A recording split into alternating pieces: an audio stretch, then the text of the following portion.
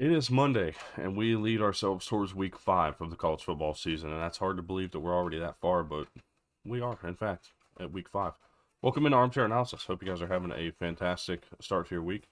Hopefully, you guys had a great weekend. Let's do a lot of good football. The NFL delivered for what was surprisingly a really good weekend yesterday of NFL action. We had obviously college football, which is what we're here for. And we got plenty of that to talk about as well today. We're gonna go through the new AP top 25. We're gonna kind of nitpick it a little bit, but we've got our own top 25. It's gonna drop tomorrow. Today we've got our Heisman top 5. If I were voting through today, if I were a voter through week 4, here's who would be on my Heisman ballot as of today. Thought it would be a fun little topic to go through. We'll see. We'll see how that rolls. For right now, though, we've got a little bit else to talk about. Some different news that dropped throughout the week. Some great news, some odd news, and some bad news for some. So let's go ahead and get into it. And we'll start with the bad news because nobody wants to end on bad news. Steve Angeli is going to be out for the season for Syracuse, and that's a tough one. He tore his Achilles, went down non-contact injury. Knew it was going to be something pretty rough. But a torn Achilles that will end his year. Now, I will say I don't think Syracuse offensively really sputtered at any point in that game on Saturday, so I'm not particularly too worried. It was a good quarterback battle all the way through. Ricky Collins is a guy that I think can step in and be QB1 and do a fine job of it. So, truth be told, I'm not too worried about it, but it does stink. Steve Angeli waited his turn, went to Syracuse, took the opportunity, and was running with it, and was running really well with it, especially. And unfortunately, they take a loss there. On top of that, so speaking of Syracuse, they were fined $25,000 by the ACC for violating NCAA rules. That rule being faking injuries. And this is the first of its kind. This is unprecedented type of a penalty to be incurred. We'll see what that means, what that leads to, how that goes forward. But it's certainly a bit surprising to me to see that one. But Clemson certainly had their feelings about it, and rightfully so. I mean, they were trying to work their way through a comeback. We're finally getting an offensive rhythm going, and next thing you know, Syracuse is having players drop to the ground and come off the field for a play or two. Certainly not the way you want it to look, and certainly not the look I think Syracuse wanted to have after a win like this. But nonetheless, they're fined $25,000, and hopefully this is the start of something that kind of turns away. We were looking at, it's going to cost a timeout. Well, clearly they don't care that much about that. So let's go a different direction. Let's start fining the schools. Make the schools accountable for their own actions.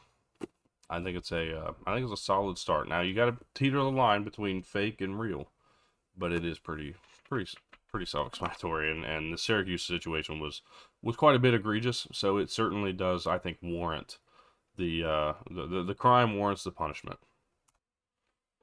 All right, moving forward. Michigan State linebacker Wayne Matthews III was injured on Saturday night and was taken off on stretcher, taken to a level 1 trauma center for evaluation. Well, he was cleared to play and released from the hospital the other night and was able to fly back to Michigan State, to East Lansing with the team. That's a big deal. We'll see if he's playing a lot next week or not, but he is cleared to play according to the article I read earlier today. And unless I misread it, but I don't believe so. Cleared to play, ready to go, and that's a great sign. That's a great sign. You don't ever want to see anybody have to be carted off and taking all these precautions for the spine and neck injuries and stuff. And certainly awesome to see that he is going to be okay. He's going to be playing again as soon as this week. The SEC has revealed their 3-team rotation for the next 2 years, and what I mean by that is basically their protected rivals for the next 2 seasons. So I figured we'll just go through them and kind of talk about them. So every team was again announced, and I'm going to take a drink before we start this, but it was definitely interesting. I thought there were some interesting matchups in there.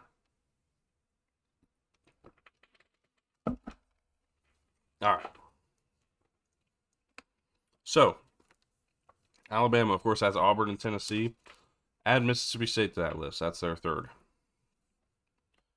Arkansas has LSU, Texas, and Missouri. Three fun matchups. I mean, I don't know Arkansas is going to be that good for these matchups, but three could be fun matchups. Auburn has Alabama, Georgia, and Vanderbilt. Georgia has Auburn, Florida, and South Carolina. Florida has Georgia, Kentucky, and South Carolina. Kentucky has Florida, South Carolina, and Tennessee. LSU with Ole Miss, Texas A&M, and Arkansas.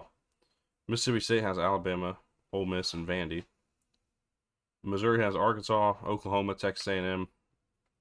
Oklahoma with Missouri, Ole Miss, and Texas. Ole Miss with LSU, Mississippi State, and Oklahoma. South Carolina, Georgia, or gets Georgia, Florida, Kentucky. Tennessee gets Alabama, Kentucky, and Vanderbilt. Texas with Arkansas, Oklahoma, and Texas A&M. Texas A&M gets LSU, Missouri, and Texas. And then Vanderbilt, Auburn, Mississippi State, and Tennessee. There's some fun ones there. I'm not going to spend a whole lot of time on it because we don't really know what either of these rosters, any of these rosters, are going to look like in 1 year, let alone two. So we're not going to go ahead and talk too much about it, but there are some fun potential matchups there. I'm excited for it. We'll see how that moves forward. But a cool little announcement for today. Now, for the final topic of today, we're going to talk Heisman Trophy and who should be the front runners. Now, what I used is my personal opinion, eye test, and backed up with some stats.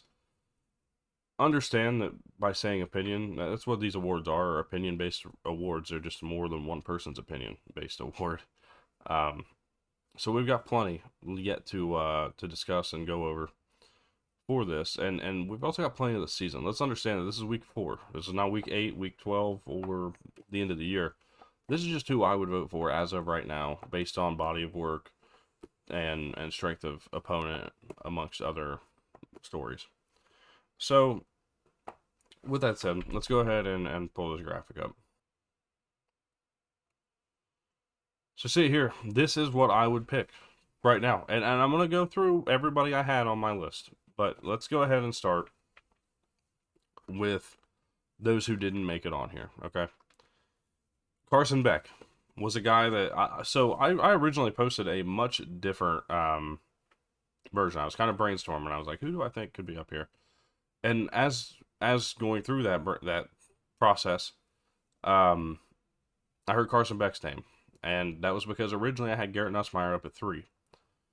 The two have similar stats, and when you look back on it now, the win against Clemson doesn't quite stand up the way you would think it does. And also, as for Carson Beck, I don't think you can throw for, you can go 17 of 30 for 160 and an interception and be a Heisman contender at this point in the season. That's not to say Carson Beck's not going to have big games, because I'm sure he will, but I don't think that game against Florida, and a game where they dominated, is one that I am really going to sit back and hang my hat on as a Heisman moment. I don't think anybody would or should. So, with that said, Carson Beck didn't make the list. Neither did Garrett Nussmeier. The more we sit back and think about it, just not quite ready to make that argument at the moment. You look elsewhere, Jeremiah Smith, who is a guy that I think is on a lot of people's boards, should be. The biggest problem for Ohio State right now is strength of schedule, for one, but also strength of stats, maybe, if we could call it that. A lot of his numbers come through the side of the games against Grambling and Ohio. Excited to see what he does in conference play. They'll get a big game this weekend, and maybe a chance to prove me wrong here. But Jeremiah Smith, not quite, I don't think, in the top 5. Wouldn't be one of my votes right now. My first man out of this top 5 was Josh Hoover. Really love what he's done. The biggest thing, once again, I think is strength of schedule and what he's done against who. This Friday night's going to be a big opportunity to put himself in that top 5, though. They can go out and win, and him look really good, and throw for 300 yards. Yeah, he'll likely be jumping into that top 5. As for the top 5, we're going to start with Justice Haynes, as ran for 100 yards in his first 4 starts at the University of Michigan. By the way, he's the first college player ever to run for 100-plus yards in his first 4 games as a member of any school. Justice Haynes is doing well against not just Central Michigan, not just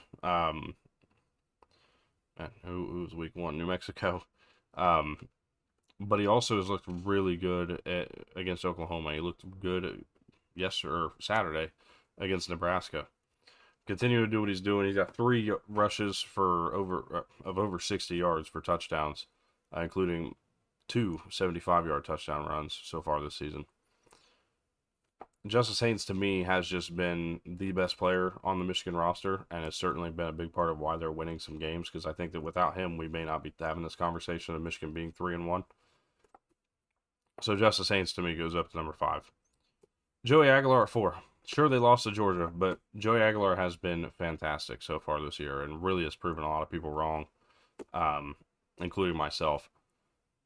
Extremely impressed with what he did against Georgia. Kind of picked them apart as the game went on. He's done what he's needed to do against lower caliber opponents.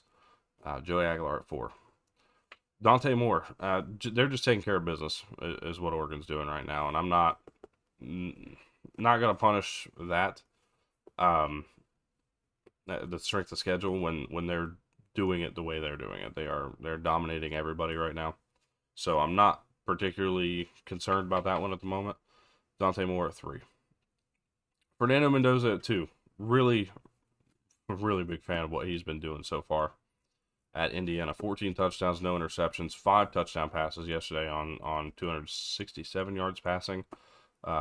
Saturday night against Illinois, and a 63-10 victory. Fernando Mendoza certainly has opened up some eyes, and if he can continue doing that, they got games on the road in Eugene later. Mendoza versus Moore is going to be a really fun matchup. You also got Mendoza and this Indiana squad going on the road to Penn State later this year. 2 opportunities to really solidify himself as a Heisman contender. At number 1, we got John Mateer. Really, it's the body of work so far for the Oklahoma Sooners that has kind of put him up at the top. He's not really got the numbers in the passing game, especially not in terms of passing touchdowns. He's got 6 touchdowns with 3 picks, but what he's done on the ground and the addition that he's been on the ground, he is the best player on the Oklahoma roster, at least on the offense, and a big reason why they're winning football games, if not the reason why they're winning a lot of football games. When you look at that and just overall value to a program, John Mateer's value for Oklahoma, I think, far exceeds anybody else right now on this list, or anybody else, even in college football. So that's where we stand after week 4. Let me know what you guys think. Let me know who I'm missing. Let me know who you think I'm slighting, or do you think I'm overrating somebody? We can have all those conversations down below. I love it. Enjoy the comments. Enjoy having that dialogue back and forth. And yeah, I'm just excited for it. It's going to be a really fun rest of the way through the year. So again, we got Mateer number 1, Mendoza 2, Moore 3, Aguilar 4, Justice Haynes at 5. Maybe in 2 weeks, because we got a couple big weeks coming ahead. I think we might come back to this in 2 weeks and reevaluate where we stand on some of these guys after week 6. You think that's fair? Do you think we can roll that far? I think that's a solid idea. So we'll come back to this later on. But again, I just would love to hear what you guys have to say. Hopefully y'all enjoyed the video. Hopefully y'all are enjoying the new background too. We've started putting some stuff together here in this house, and you know, the greatest but worst part is trying to pack everything to move and then unpack it all, and on top of that, trying to figure out what's important to pack and unpack, right? The basement's gotten, you know, the recording studio, if you will, has gotten kind of left out a little bit, just because it's not the biggest thing. I'm the only one who's ever really down here outside of the dogs when we're at work. And so we had to find the right ways to do these things. So we've put together, I think, a really cool little display back there. We're gonna have some flags hanging up. A lot of different stuff coming in and getting put together. So I'm really looking forward to how this is gonna kind of eventually turn out and how this background's eventually gonna look. For right now, it looks like a cluttered mess, but it's starting to come together. I really love what we've been able to do with the shelves over there. I've got some shelves up here on the desk that are eventually gonna have things on them as well. So um, it's coming together finally. They don't tell you when you move. You think you just move in and everything is how you want it. And sure, if you take a bunch of time, but unfortunately, time is a bit of a valuable object for us at the moment. And so just trying to get everything put together and do it cleanly and do it in a way that is efficient, but yet also allows us to still have lives in a sense. Has been a bit of a challenging task, but we're getting through it. We're doing a great job so far. I'm excited and looking forward to getting this finished up. That way you guys can see it a little bit more and see kind of more of the displays we get put together. So I just appreciate everybody tuning in. It's been a really fun start to the college football season. We've been going hard since mid-April, and we're in September now, and we've been going 7 days a week, almost every week since the first day of June. So we're ripping, and we've got a long way to go this season, but it's going to be a good one. We've got week 5 coming up. So appreciate you guys so much for tuning in. Tomorrow we'll take a look at the AP Top 25. I'll push that for tomorrow, save it for the right topic, because obviously we'll drop our Top 25 as well. We'll also have a game preview tomorrow, and I don't know which one I want to lead off with, but I think it's going to be LSU and Ole Miss. I'm pretty excited to talk about this game and what it could be and how that one could lay out. Auburn dropped out of the top 25, so we'll hold off on that one. We got Penn State and Oregon later as well. That'll come up probably Wednesday, and then we'll have Alabama and Georgia on Thursday, and leading into Friday's Take 10 episode as we always do, and looking through the rest of it. So appreciate you guys for tuning in again. Hope y'all have a great rest of your day.